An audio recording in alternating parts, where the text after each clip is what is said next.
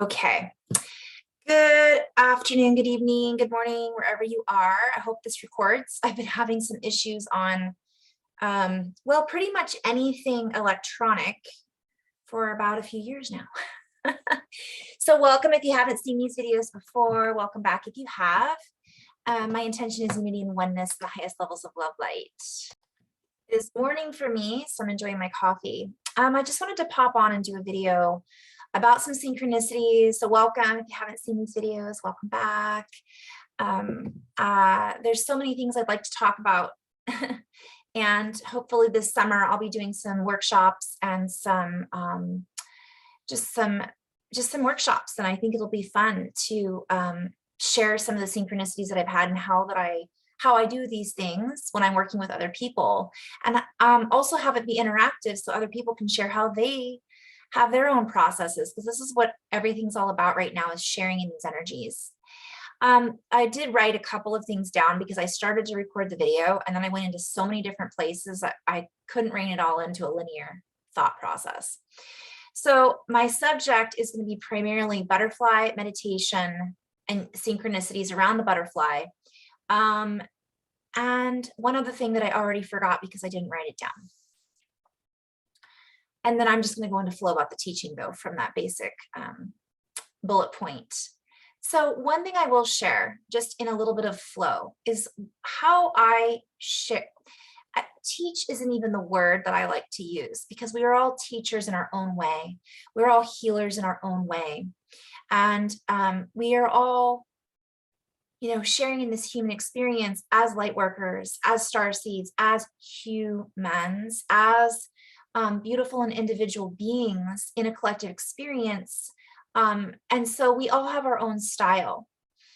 Some of the things I like to share are based on synchronicities that I have, conversations that I have. And when I do a healing session with someone, which I do every week, healing sessions, I have as much expansion as the person that I'm working with who's going through the healing process.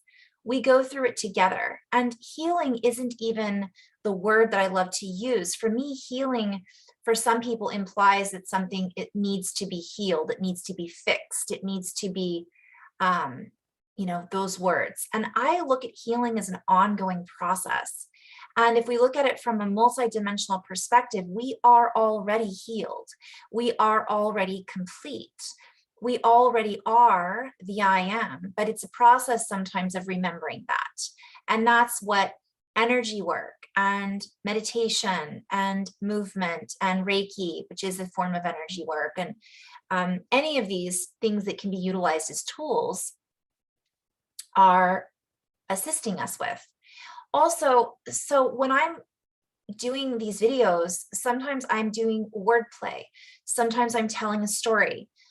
Today it will be more of me telling a story of my week, the synchronicities that I've experienced, the healing processes that I've participated in with clients that I see as a common theme.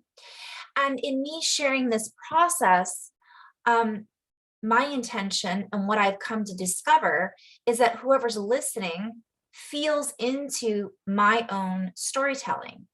And it then activates a recollection, a memory, an aha moment for whoever is tuning in to the frequency that I am providing through this framework that I am providing it within, or medium that I am providing it through, as a conduit to share and express my own journey, synchronicities, word formats, sound, etc. And there's so many synchronicities. In fact, I'm gonna write that down really quick, because sound through story.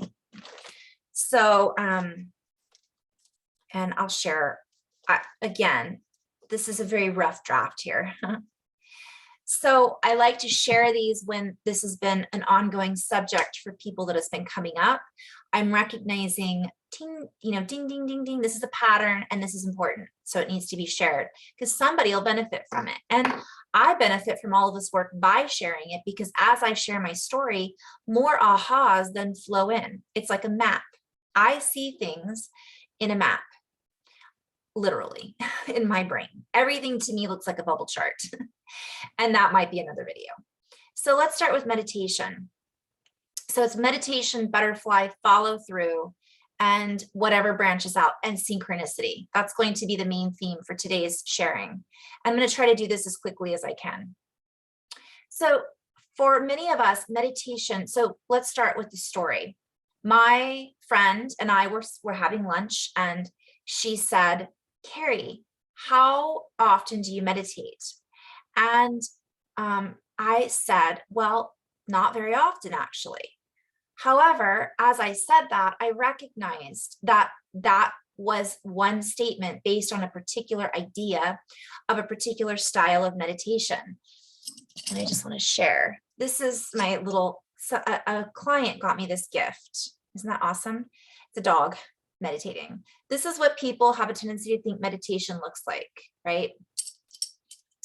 Sitting on the floor, cross-legged, alming, or being completely silent. And that is a way and a form and a style of meditation that can be very powerful. And I have done that. I do practice that, not on a daily basis. And that's what I'm going to get to in just a moment.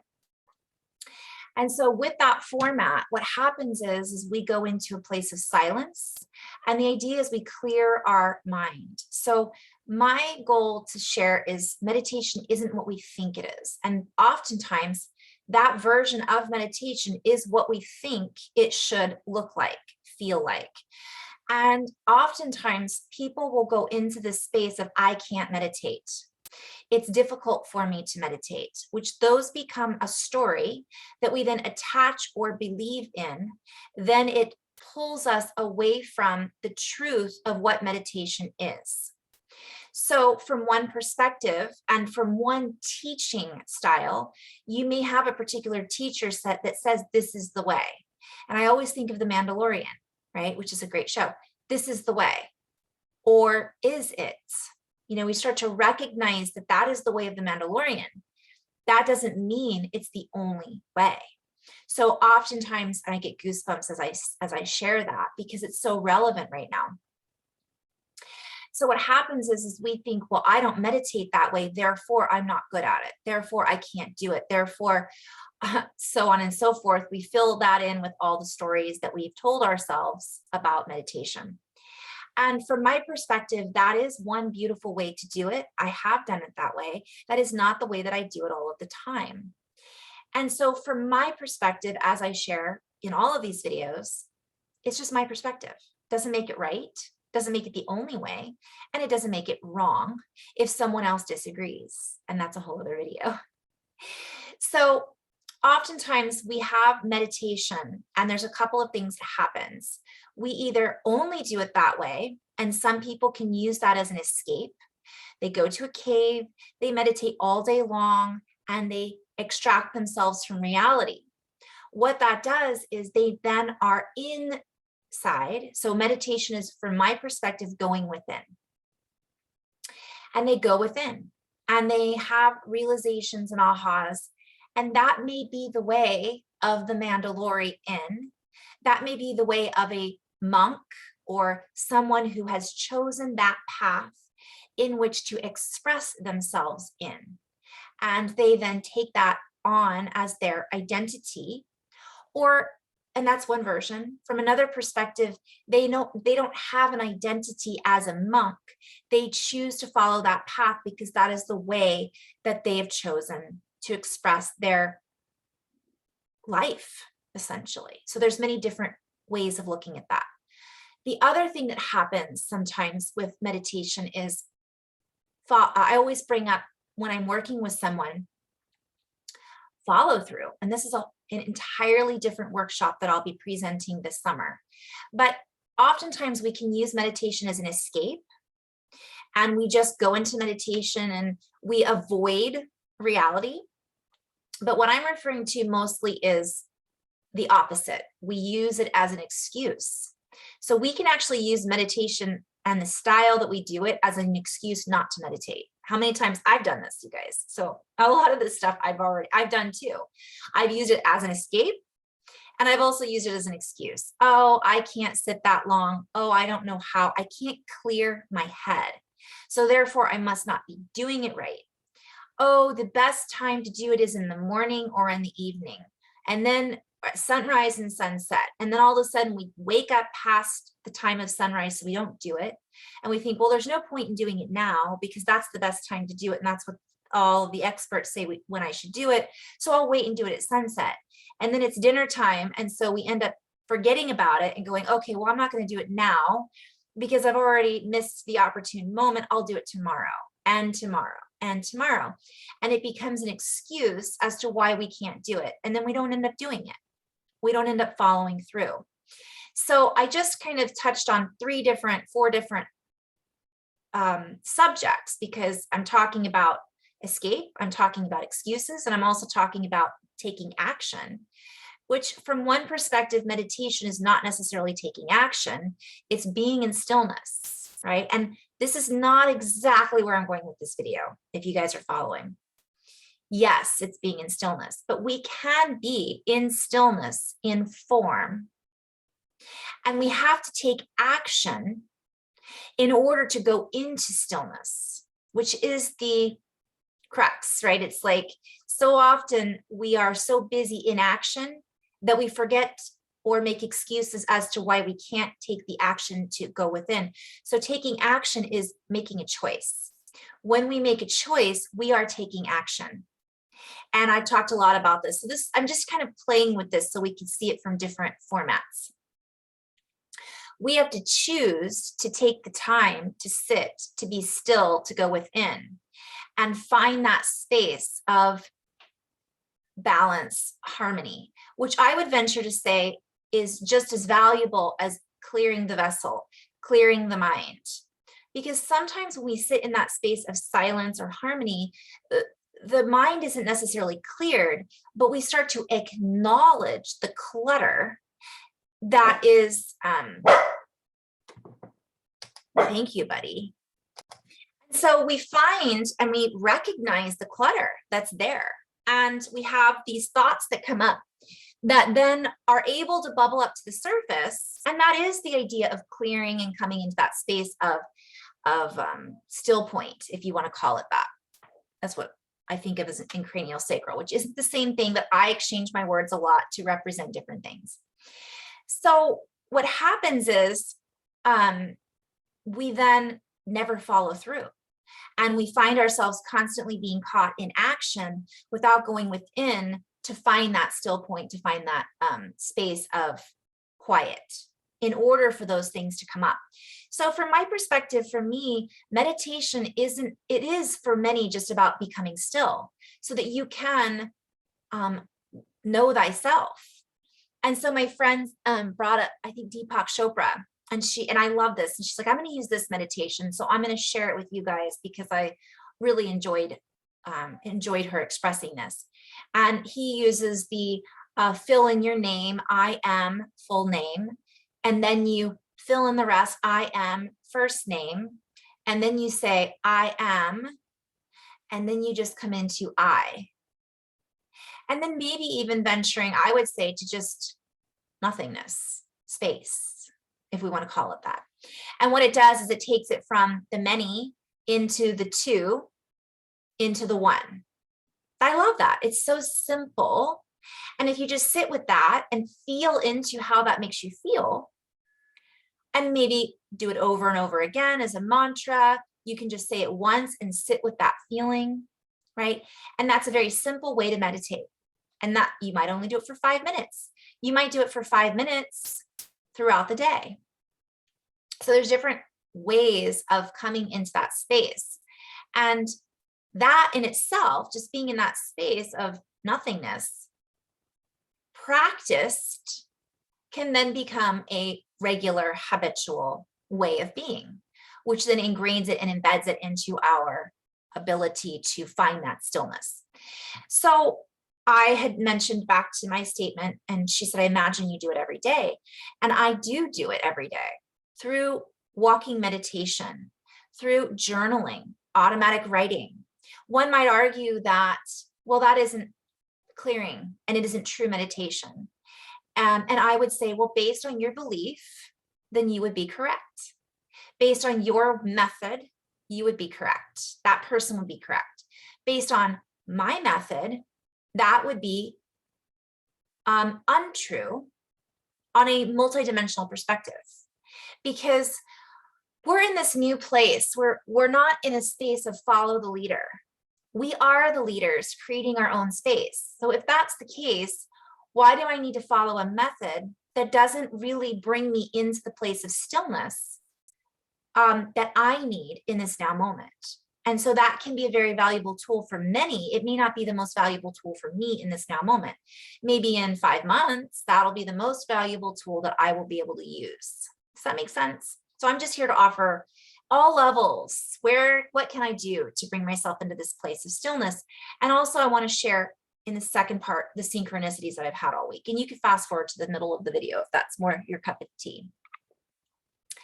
And so we shared this expression of how we meditate. She's going to journal. That's going to be her subject.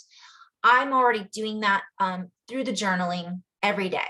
And so one might argue that once I bring those words onto paper, I am no longer going within, I am expressing, okay, and therefore I'm taking action, and that would be true. However, one of the things that I'm trying to share in my own way is the value of bringing what we find from within into our reality. For we are here to create. We didn't necessarily come here to just meditate, to just sit in a cave and isolate, and to stay in a space of within, not expressing as the human in form, as a creative being together on this information, in this information cycle. And so perhaps if that was the choice of, let's say, a beautiful monk, then that would be beautiful. That's how they participate in this. And again, I invite you to be very open-minded about this. This is not meant to create, well, I disagree or agree. It doesn't matter whether we agree or disagree with the methods that someone else uses. That's not what this is about. This is about us expanding beyond that and finding whatever works for us and not coming back into a place of separation, which is you are wrong and I am right. Therefore, moving out of ego and moving into the I am, which is always and all things from another perspective. If that makes sense. So anyways, that's lots of energy coming in. So looking into this meditation and actually following through. Oftentimes I work with a beautiful light worker and I'll give them methods to follow. And then the next time we work together, I'll ask them if they followed those methods. And the answer is, no, I got busy. I didn't do this. I didn't do that. And, you know, it is what it is. So then we have to start from, well, where are you now? What is it that you discovered over the week? And sometimes I can be here to point those things out because they weren't in this place of stillness in order to notice what they were doing. And that's what we all do as way showers, right? We all show a different way in our own way. I always call it way showers. We're showering the light in our own formation of particle expression, and our own particular expression then allows us to show our way in our own waveform and interact with each other as way showers, way showers. So as we allow ourselves to commune and know thyself is where we then can follow our own leadership from within. And so I'm inviting everybody to recognize that how we need to do it is okay. So connecting with nature, hugging a tree and just feeling what that tree feels like, smelling a flower and just sitting with the smell and the sense and the sensation to go within. Petting a dog, a cat, observing, and just being in complete observation, which I know is outward in order to find inward, but that's what this can be about, because sometimes watching a beautiful sunset, watching the rain, watching, and my friend Blanca brought up water coming down a waterfall. Absolutely. You watch it and you feel, and then you just go into a place of stillness even though you're in observation, watching a candle flame. These are all forms of going within. And so when we go within and then we express, I call it moving into that infinity. So yes, we're going within in the center of the 8 to then express out and go within and express out and go within. So it's finding that space, but recognizing from one perspective, they're not separate from each other. So when I write, I'm in meditation. When I go into flow, I'm in that space of within, and I'm simultaneously expressing it. And that's another way of looking at it. So I just wanted to kind of share that. I hope that sheds some light and takes the pressure off, because sometimes we just say, I'm not going to do it anymore because I'm just not capable. And that's not true. That would be denial. And that would be, which is true. It becomes truth from a linear 3D perspective, a belief system then we attach ourselves to, which becomes part of our identity of what we can and cannot do and what we are capable of. And what we think we are capable of and what we are truly capable of are completely different things sometimes. And so starting with those little steps, and again, I'll do a workshop perhaps if people are interested in this summer on ways to do that. Many of us already know those ways, we just forget or we get lazy. And this is part of what Andrew Bartz I think would refer to as the parasympathetic. He has some great videos on parasympathetic, and basically it's the body, it's like, or ego, some others might call it ego, by saying, okay, I can't do this. Well, that's the ego distracting us from going within, because the ego from one perspective is a program that was created for us to operate from. But we have moved into a different space where the operating ego system is not necessarily where we need to operate from. Therefore, when we continually distract ourselves through action, but not going within to create action from that space, we then become operating from that outer shell, not going into the deeper layers, if that makes sense. I'll give an example. So we're continually being triggered at work because our coworkers are what we might refer to as asleep. How many of us have heard about this, talked about this, experienced this? And I always, again, separate video, talk about, okay. However, there are layers of awake and layers of asleep, and what realities are we tuning into? Therefore, if we are in a place of judgment about someone else being asleep, then there is another layer that we haven't quite connected with to recognize that that's a judgment. Whew. So we're all, I would invite people to be more of an observer in that category, rather than saying, oh, that person's asleep. Perhaps they are asleep to a particular story that we are awake and aware to. However, we might be asleep in some layers that person is wide awake in, such as maybe they are an amazing meditator.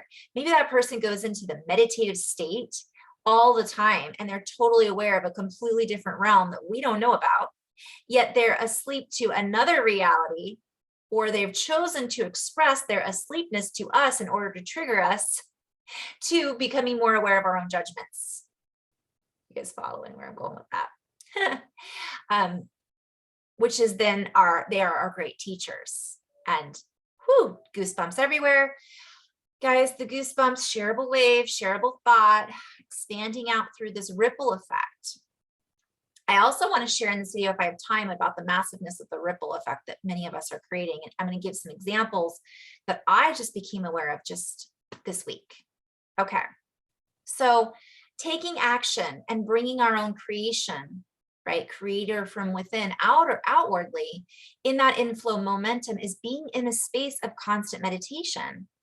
And it's interacting from that space of the I am presence that then allows us to co-create from that space and not be creating from our reaction to the outside stimulation or what it is that we are observing. Rather than taking our observations and creating from that space, we're going within and not necessarily being, we're recognizing that there's something deeper there. That is a form of meditation. That recognition, that acknowledgement, And that's something that I'm always sharing. Acknowledge what we're seeing, what we're feeling, what we're experiencing, right? That is a place of stillness. It stops what people refer to as the monkey mind and brings us back into that space of whose is this? Is this mine? Or is it someone else's? And if it's mine, can I integrate that? Can I let that go? Am I hanging on to this as an identity or a belief, as part of an egoic pattern that has been, but is no longer necessary? So been, be within, be in, or is it being? Okay, so the butterfly. So I'm going to go into some synchronicities. Did I cover meditation? No. I can go into so many different realms about that, and I certainly will, again, with some future videos. So just find your own rhythm. Go into the rhythm. Meditation can be movement. It can be sound. It can be listening to a guided meditation. Are we continually thinking about monkey mind while we're listening to that guided meditation? That's the recognition. And it took me a long time to recognize that. I could be listening to a beautiful guided meditation and I'd start out fine, and all of a sudden I get to my, let's say it's a yoga nidra, and I get to my stomach and I'm like, realize the last 4 body parts, I was thinking about what I had to do the next day. And by me acknowledging that, I could then rein it back into my body inside and let that go. So these are kind of some of the steps. Easier said than done, I know.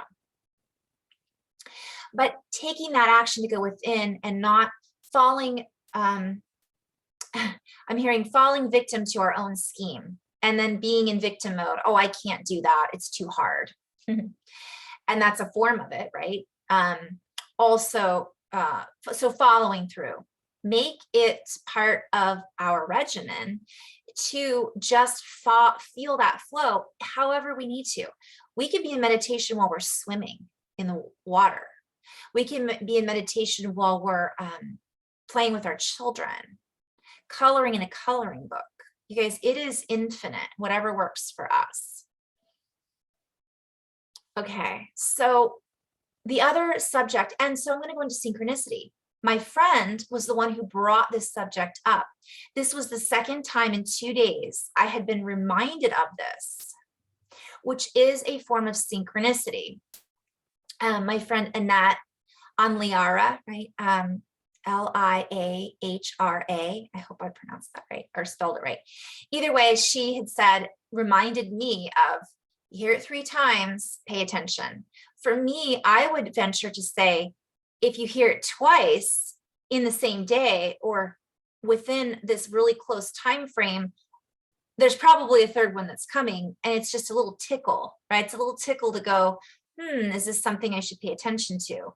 And you get that third one, like she mentions, and it's like, okay, this is not something this has now become a synchronicity, not a coincidence. So I play with that all the time, all day long. And I'm going to go into that now. We're going to talk about butterflies. So the synchronicity around butterflies, and I'm going to continue with the story. So my friend said this, and she had been sharing with me a book in this conversation that we were having. Do you guys ever have conversations with your friends and you're just like all over the place, but you still follow each other, right? I have a few friends that I'm like that with, because we're not working on a linear space. We're pinging off of all of these other ahas, times, memories, thoughts, and pulling it all in and interweaving it in an interconnected way. So she had said, and you guys, that's, some might call that ADD, ADHD, and I'm not comparing the two because I recognize those are sometimes 2 different things, but recognizing that sometimes that can be a gift. So she had brought up a book, which I forgot the name of already, but I wrote it down, and I'll share it with you guys in the comments once I type up the comments, which I'll hopefully do this weekend. The book was, so I don't have my phone handy. The book was, oh, wait, I do. Hold on. I'll share it with you guys now. And you guys, I haven't read this book yet, but it's called The Light Between Us, Laura Lynn Jackson. So I'm not sure about all the synchronicities that I'm sure I could share that'll come up from this book. But I had been reading, which I've said a bunch of times in my last few videos, the proof of life. I think I called it Heaven is for Real, but that's the wrong one. It's called Proof of Life. I can't remember the author. It was written like 7 or 8 years ago, maybe even 10 years ago. I think sometime in the 90s. And it was famous. And I'm recognizing a cycle here. How many times have we had this big aha, and then we forget about it? I read Eckhart Tolle when I was 30 and had these ahas, and then I completely forgot about what created the ahas and fell back into a space of what one might call going back to sleep. But I didn't. I went into a deeper space of the 3D in order to pull up things that I still needed to integrate. That's another video. So ultimately, this book, let me go backwards. So she was sharing with me the book, The Light Between Us. And I was sharing with her how all these synchronicities came up about butterfly and near-death experiences, NDEs. And she said, it's even a synchronicity that we're having this conversation, because in this book, she talks about butterflies or symbols. I think there's another book too that she writes. And we were talking about both of those books. That she had been reading this book just the day before, had shared it with me, and now I'm pinging back to her the synchronicities from the book that she just read the day before. And this is how it works, you guys. This is synchronicity at its infinite expression through all things. Oh, sound, okay. And he explained, that the book is on audio. So oftentimes I just read a book because I can read it faster sometimes than the book is being read to me. And I don't like to read it if it's narrated. I really prefer to read it if the author is reading it. And the reason is because, and this is important, this is part of my synchronicity and part of the sharing that I wanted to offer. Sometimes if I'm telling something, people, my friends especially, are able to see what it is that I'm expressing through my voice. They feel, sense, and see it, not necessarily visually from the eyes, but from the I am and the other I, and they're able to then tune into my expression without even having to listen to the rest of my sentence. Because as I'm sharing this with you guys, I am sharing through sound a certain frequency that holds a framework or a map or an architecture or a crystal lattice work system through plasma interaction through the space, or better yet, the aether. I call it the ether world, that then you already know. They already know. They're tuning into it, and it just becomes, oh, I know, you don't need to tell me. So sometimes it can be more powerful to listen to a voice of the person reading or speaking about what they've written, because they are sharing it from the same vibrational frequency, and perhaps even a higher frequency than someone who's just narrating it from their space. It's two things. Does that make sense? So it's the sound, it's the frequency behind the sound, which I've always called the sound behind the sound. And it is the words that then connect into the pictures and the imagination. Okay, so that was what I wanted to express there. So I'm going to download the book and listen to it from there. Now, the synchronicity was there, and I began to share with her the synchronicities that I'd had this week, which I've shared with a few of my friends and in the videos. Butterfly was a huge one, proof of life, and I'm just, spoiler alert, the neurosurgeon that wrote it, Eben, I can't remember his last name, but I think his first name is Eben, was speaking about that butterflies are big beings that have passed on to the other side, if we want to call it that, or perhaps are in a different dimensional existence or through the veil, can come back to express themselves through butterflies, dragonflies, hummingbirds, a lot of these symbols. And many people that have had the near-death experience talk about this. And many of you have shared this with me.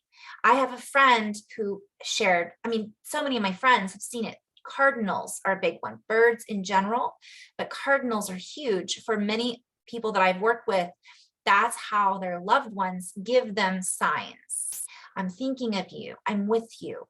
I'm all around you. I'm not gone forever. So he also talks about being part of this butterfly network, which he doesn't say that, but that's what I see from my own interpretation. And so I want to go backwards here. I had a session with a beautiful client who had lost a loved one recently. I was guided to use the word butterfly in a sentence that was completely under not connected. So I think I said something along the lines of, well, you've got a beautiful gift. And I say this to many people who have this gift. If you've got a beautiful gift, I'm like, everybody's a beautiful butterfly. We all have our own colors. We all go through the metamorphosis in our own way. But with her, I heard the word butterfly. And I don't even think I used it in that way. It's irrelevant. I just was guided to use the word butterfly in the sentence. And I want to say it even had something to do with, doesn't matter. She then, and I could have ignored that and said something along the lines of, well, this is your gift and it's a beautiful process that you're going through. But I didn't. I chose the word butterfly and it was loud in my mind. So she said, that is so funny that you used the word butterfly in that sentence. It must have been something that was actually very unrelated. But if you guys have a random word that you're like, what is this? Cauliflower. Okay. For example, I've heard that and then I'm like, oh, it's the brain. I mean, there's different reasons that we're guided to use certain words because it gives us a certain visual stimulation. So she had just been saying how much butterflies had been coming up into her awareness since her loved one had passed. And she said, not in actual butterflies. And this is why this is relevant. She hadn't been seeing butterflies. It had been like a postcard she had received, a television show she had watched. Someone maybe had given her a butterfly pen. So that's a perfect example of it can come in literal form, not necessarily from butterflies flying around, although those are very common. So that's an example of synchronicity and symbolism that is in our 3D linear reality. That is a reminder of the beyond our linear 3D reality. And so that night, I offered to send her a video that she might find relevant and helpful. My intention was to send her a video of binaural beats, which oftentimes I will send my clients that I found helpful based on what they need. And on YouTube, there was a playlist, or I'm sorry, suggestions that come up based on videos that I've already watched, as you guys will have that as well. And so I opened up my channel to find this binaural beats that I had just listened to that I thought would be really relevant. And I think it had like a butterfly or something on this picture. I thought, oh, that'll be. And 5 other videos came up. And one of them, when I scrolled through, I just clicked on. And it said NDE, neurosurgeon, something or other. Now, at the time, I didn't realize NDE stood for near-death experience, although my brain may have already known that and I may have made that association. But at the time, I just clicked on it. And it goes to show us that our brain isn't necessarily, it's working beyond what we might recognize at the time. I clicked on it and it had a woman speaking. And I thought, I'm not interested. It just didn't resonate. But I waited. It was almost like I couldn't. So then I fast forwarded the video about 15 minutes in. And you guys that have heard this before, apologies. I'm going to get to my point in just a minute for the redundance. When I fast forward to 15 minutes in, it was a man. And then he was obviously the neurosurgeon. And I stopped, and behind him on his wall was a painting of a butterfly. That's what caught my attention. So then I stopped and I listened, and he was right in the middle of describing the portion of his near-death experience where he was on the wing of a butterfly. Now, if I hadn't been paying attention, I wouldn't even have A, clicked on the video, B, fast forwarded the video, right, into that 15-minute mark. If I hadn't seen the butterfly painting behind him, I wouldn't have stopped and listened. And then I never would have heard the synchronicity of all of that. And I never would have then been able to share this whole process of the network of synchronicity and how it works with you guys. So I forwarded that to her. Back to follow through. I don't think she has watched that video, but it's in there and she will click on it when it's time for her to hear whatever it is that she's ready to hear. So one of her questions was, how do I tune into this on my own? And I said, meditation, journaling, and all of this. And maybe give this video a listen because it might stimulate something for you on how to tune into these energies yourself. However, she didn't do any of that, although she is trying to meditate.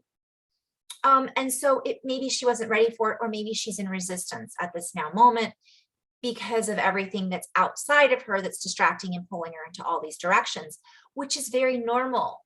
This is normal, you guys. It's okay. So I'm sharing all of those common themes.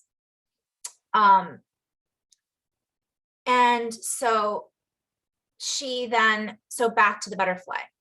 So then from that space, now we have the book, the near-death experiences, the butterfly, and different forms of meditation and all these synchronicities that came in. The next day, I have a coworker who is a beautiful healer, and he is in the very beginning stages of recognizing his gifts. And I worked with him several years ago and probably overwhelmed him with, do you know what you're doing? Do you recognize? Because I get excited sometimes and I'm still learning boundaries, you guys. Going into a grocery store and screaming at the top of my lungs, take care of your own shit. You guys have got, right, excuse me, but it's true. Like, do the work. You've got a boogeyman, clear your field. What is that? Why are you projecting? Why are you, all of that would be like not having boundaries as an example. It's recognizing time and a place. And I get excited sometimes, and I do maybe go a little too fast or too ahead of time. So I felt within his field that he was feeling something that I needed to tap into or share with him that might be helpful. So I asked him, hey, have you had any synchronicities lately? Because this is something we've discussed. And he was sharing with me, he only had synchronicities in numbers. And I would venture to say, well, then you're getting more. You're just only aware of that one.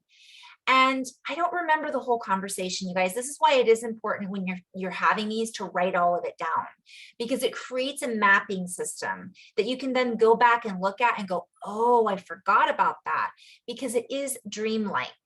All of this is a very dreamlike quality. And he said, and so by the way, the book that my friend recommended, apparently she tells all of these stories just like I'm telling you now. And she said, that's how storytelling. So what it does is it helps us go, have I had that happen to me? Who have I had that? Where might my synchronicities be in this example? His was a butterfly. And he mentioned something about, I don't know if it was butterfly, but anyways, bottom line is we talked about it and he was kind of thinking about it and he went home. The next day I saw him and he said, want to know what's really weird? And I said, of course I do. And he was sharing that he went home and on his television set, something was like the TV, I don't know if the TV turned on by itself or he hit a button, whatever it was. When he looked up, the first thing that came onto his TV that night was a screen full of butterflies all over the screen. And then something else happened and he told me a series of things that happened that were all tied to the butterfly. And I think I had asked him something about the butterfly effect. And I'll get to that at the end if I have time. Probably not. I'll just venture to say that this has a ripple effect. And so that was that. Now, some might say, well, what does it mean? Where do I go with this? Well, was he having a loved one talk to him? And I would venture to say it doesn't matter. It's acknowledging it that's the first step. Because the more you acknowledge it, the more this will happen and the deeper levels of awareness going within, it will bring to the surface that will then allow us to interact and co-create with spirit, the spirit that moves in all things, as in the symbolism of the butterfly coming through the television, coming through my words, coming through the picture that then goes into the brain. That this is why it's so important what we're watching and tuning into and reading and focusing all of our attention and awareness in. So I'm moving deeper into this because we're going to talk about the butterfly in just a moment. Those are those synchronicities. What I'm trying to paint a picture of is the ripple effect here. So fast forward, I bring up this book to several of my clients. One whom they didn't lose a loved one. I just felt like this is relevant. This is bigger than someone who's just lost a loved one.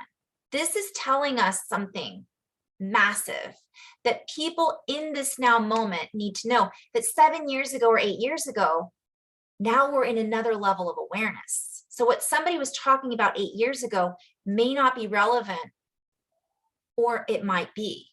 It's going to be heard. Again, I read that book when I was 30, and now looking back, I'm like, oh my goodness, I didn't even get it then. Now I get it. So if you haven't already read that book, I would invite you to reread it. Proof of Heaven. Butterflies. So ironically, I had gone into a store right after I spoke with my client, and there on the wall was a huge painting with these beautiful butterflies inside of it. Like somebody had glued all these butterflies. You guys, they're everywhere right now. You guys are going to start noticing them now just because I brought up this video. I almost guarantee it. And ironically, during this week, this has been going on for 2 weeks now for me. You'll begin to notice, I'll go into the store and all of a sudden it's all about butterflies. Remember 2 years ago when it was all about donuts and unicorns and rainbows? Now, granted, it's always been about that for me my entire life. I love all those things, but it was like it became a theme. You would see them on everything. Everything was about unicorns, rainbows. Hello, it's because we're having a pineal activation. It's the universe speaking through all things to get us to pay attention. And so that's, again, I'll do a video on that if you guys think it's interesting. I did a while ago. I'll do it again. So I'm being guided to talk about that. So I will share that in just a moment. The butterfly effect essentially is that the ripple of the butterfly wings literally affects all things. It's a movement, it's a wave through the plasma. Think of what we're in as water. Think of cymatics. I mispronounce things, but cymatics. Look it up. Okay, so fast forward, just the other day, I was trying to explain to someone and share with them how they could use synchronicity. By the way, this is someone who never pays attention to any of that at all. And one might call this person asleep. I see the potential. They're not asleep. They're already utilizing their gifts, and they're doing it in a very everyday way. But if they are wanting to expand to the next level, which they are, I'm happy to offer tips and tricks in order to do that. So I mentioned this book to this individual.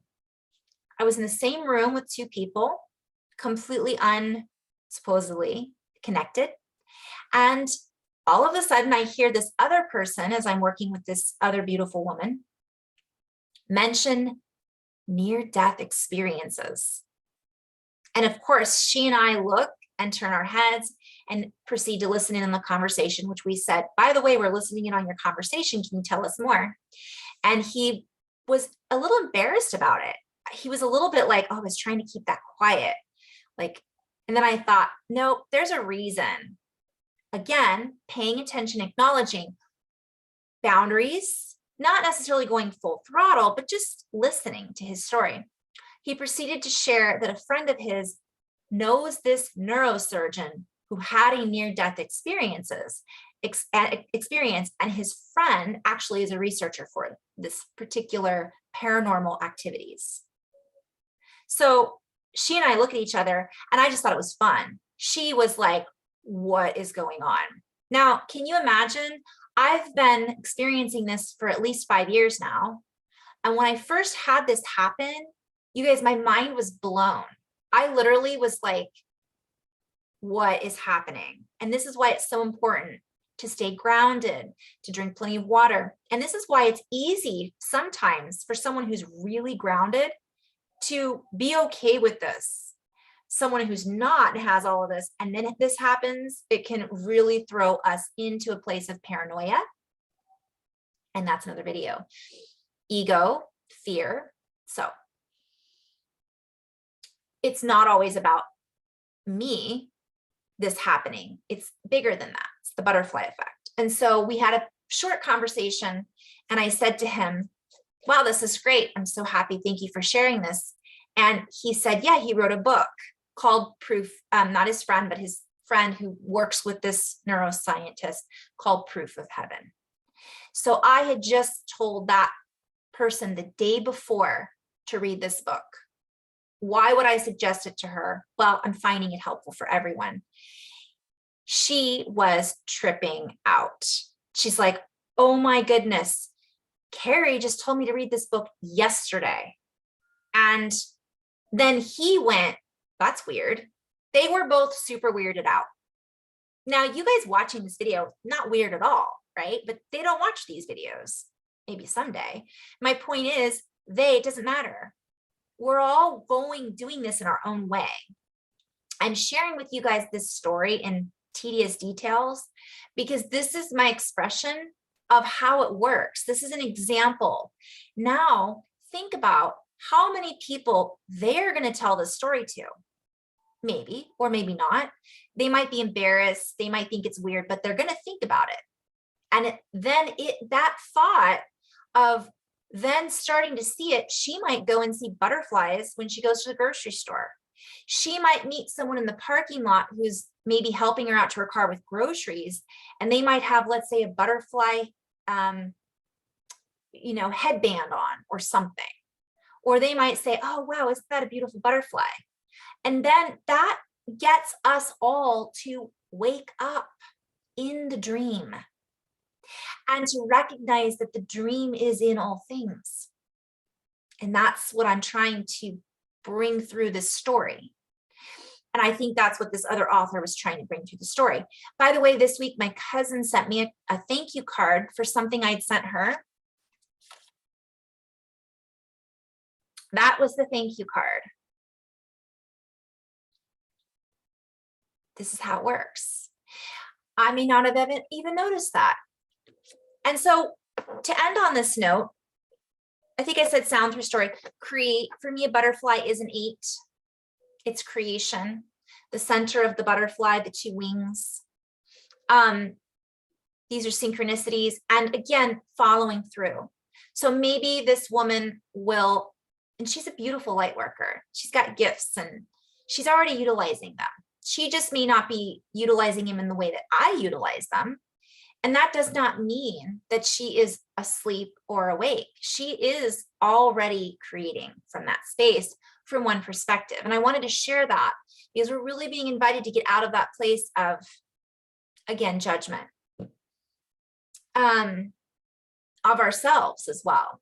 So I know there's people out there watching, I can hear it. Well, what does this mean? What do I do with it? Okay, that's already happening for me.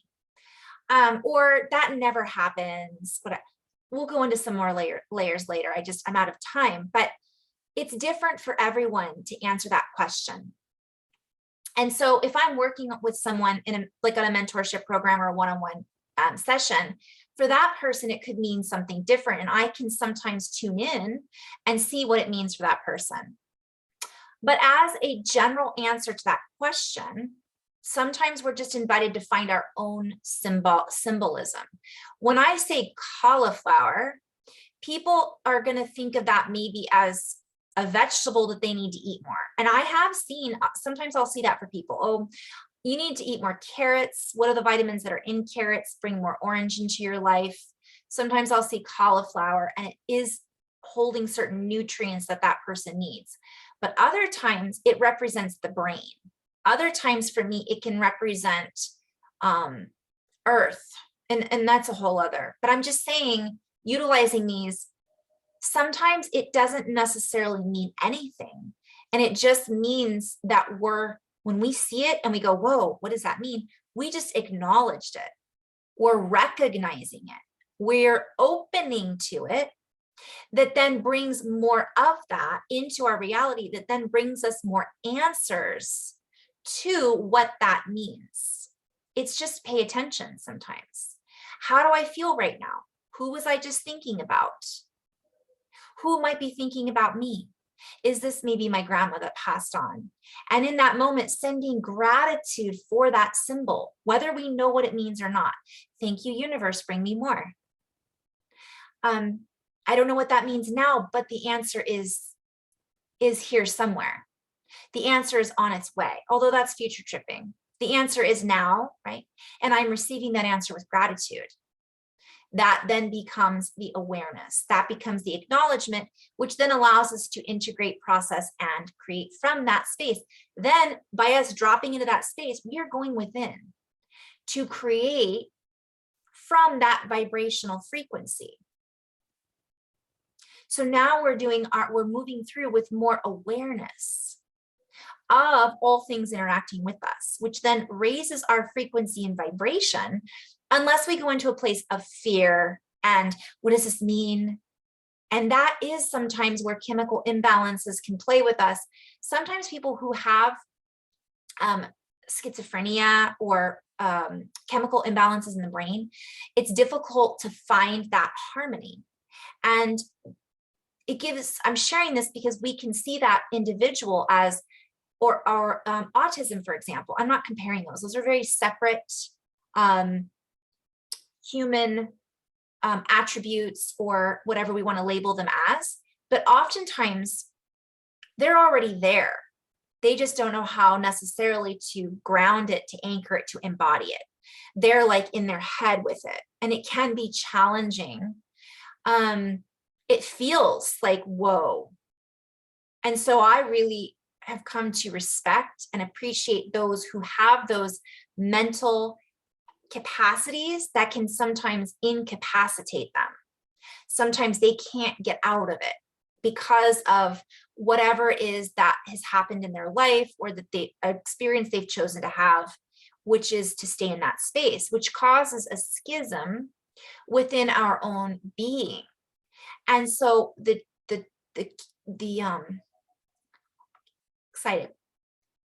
trick is to do what we need to do to physically embody and go within, and not just be paying attention to all those symbolisms and synchronicities, because that can throw us off track. It can pull us into our, yes, it's the eight, it's the center, it's being in oneness with all things, but it's a fine line. And so learning how to balance that is really key, especially when we're having these massive activations and uploads and downloads, and it can be overwhelming. So honor where we're at. And if it becomes too much, put the stopwatch on, send up the signal to spirit, I need a break. And I do that all the time. I'll do it in session, because sometimes I'm like so in this space that I'm like, oh, I just need 15 more minutes, but I have to honor that time framework. You guys, I've done sessions for years, and for years, I've always gone over my time. And this year, I'm like, I can't do that anymore. It's not honoring and respecting my time or their time and my value and how this exchange should work. So I might do 15 minutes, but my point is, I have to end sometimes. So I'll send that picture up to the universe of me having a watch and just doing a stop sign, whatever works for you guys. And then go within and not pay attention to that, and just feel your body, your breath. When you drink your water or coffee or non-coffee, right? Connect with it. Go and cook a meal and really just pay attention to the food and how it tastes. It just makes it more physical and less out there. Although it is difficult. For example, I have chopped up onions, and at the bottom of the onion is a heart. I'm like, oh, the universe is speaking with me, go into my heart, which can put us right back out into that spin. But It is a balance. Okay, I'm going to end on that note. This is a really long video. So if you've made it this far, wow, thank you for tuning in. And again, I'm going to make this in smaller segments eventually and create a whole maybe podcast or workshop with exercises and things like that. So in love and light, guys, have fun co-creating. By the way, butterflies are everywhere right now. Many of us are seeing them in the store. You know, during Lionsgate, it was so funny. The Leo, I was seeing lions, I mean, statues of lions with crowns on them at TJ Maxx. Okay, what are the chances, right? We're opening up our crown chakra, you know, so that's a good clue of what cycle we're in, by the way, to just share. So I'm just going to end on that note. Right now, if you're not sure what it means, just think of it as transformation. We're in the butterfly, we're there. So ask ourselves, well, what stage am I at? How do I feel? What colors am I connecting to through this butterfly image? What ripples am I having out on the universe? You know, me telling that one thing, how many people has it affected years from now that I won't ever even know about? And I do not have to lay claim to that, you guys. Also recognizing that sometimes this is meant to be in silence. I'm sharing this with you guys in this video, and I have shared it with my friends, but that doesn't mean that I'm going to share it with every single client that I work with, if that makes sense. Because again, it's sometimes just meant to do this organically, and because we don't have to, and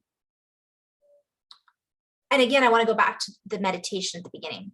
The monks are having a ripple effect in their own way by them going into deep meditation and doing their chants and connecting with the earth. And they don't need to tell us necessarily about what kind of a ripple effect that's having. It's the same thing, even though we're maybe expressing it more so in a different way than they are through writing or through videos or whatever it might be.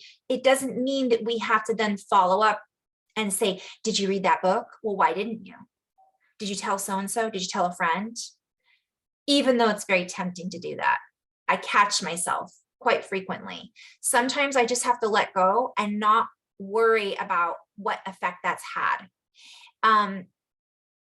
That's a little bit of that ego and needing an outcome. Sometimes that's not what it's about. Just letting it go. All right, in love and light, guys. Namaste.